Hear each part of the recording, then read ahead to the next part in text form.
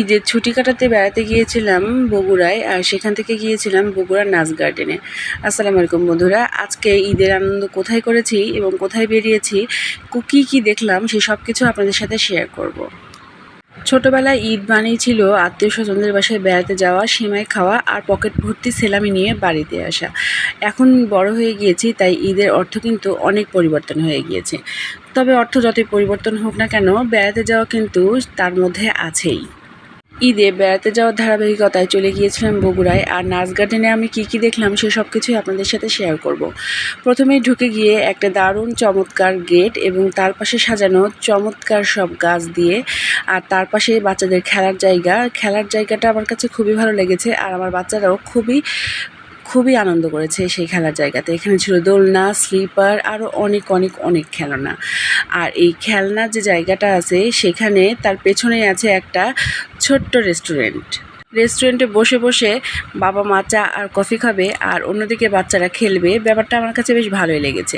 এই যে এখানে দেখতে পাচ্ছেন, এখানে বসে আপনি বা আমি যে কেউই কফি উপভোগ করতে পারি বা কেক উপভোগ করতে পারি, আর অন্যদিকে বাচ্চারা বসে বসে খেলবে, বাচ্চারাও খেলাটা উপভোগ করতে পারবে। কি চমৎকার, তাই না? আর শুধু তাই নাই, সাজানো গুছানো এবং এত পরিচ্ছন্ন যে আমার মনটা একদম ভরে গিয়েছে। আর অন্যদিকে এই নাচ গার্ডেনের পেছনের দিকে রয়েছে বোটিংয়ের জায়গাটাও আমার খুব ভালো লেগেছে। আমরা যেতে যেতে মোটামুটি বিকাল হয়েছিল, বেশ কিছুক্ষণ ছিলাম। তবে বিকালবেলা নাচ গার্ডেনে একরকম ভালো লেগেছে, আর সন্ধ্যার পরে আরও বেশি ভালো লেগেছে। এত সুসজ্জিত এবং আলো দিয়ে দারুণ করে সাজানো যে বলাই বাহুল্য। আমার ছোট্ট ক্যামেরায় হয়তো আমি সব কিছু ক্যামেরাবন্দি করতে পারিনি, তবে আপনারা যদি সরাসরি এসে দেখেন তাহলে বুঝবেন সত্যিই এখানে এসে অনেক আনন্দ পাওয়া যায়। ঈদের কারণে অনেক ভিড় ছিল, তবে এত ভিড়ের মধ্যেও কিন্তু আমার এতটুকু খারাপ লাগেনি।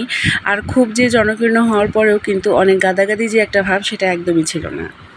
আমি আমার পরিবার নিয়ে মনের আনন্দে ঘুরে বেরিয়েছি। আমার বাচ্চারা যেমন উপভোগ করেছে, তেমনি আমিও অনেক বেশি উপভোগ করেছি।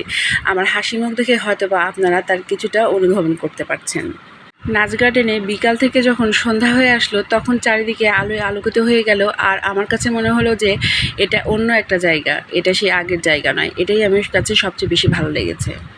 নাচ গার্ডেনের মূল চত্বরটা দেখার পরে চলে গিয়েছিলাম বোটিংয়ের যে সেকশনটা আছে ঠিক সেখানে। খুব ভালো লেগেছে। বোটিংয়ের চারপাশটা আলোয় আলোকিত, আর তার মাঝখানে চলছিল বোটগুলো দেখতে খুবই ভালো লাগছিল।